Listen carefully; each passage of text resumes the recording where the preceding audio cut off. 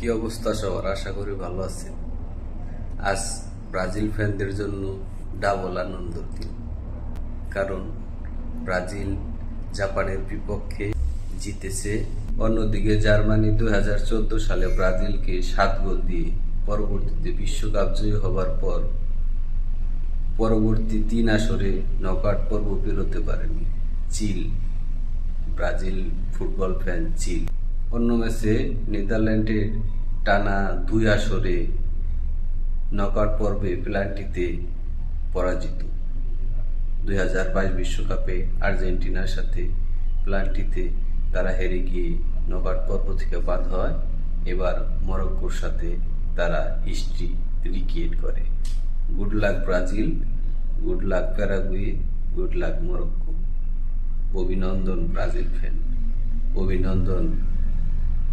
Next match for Cabo বার্দে।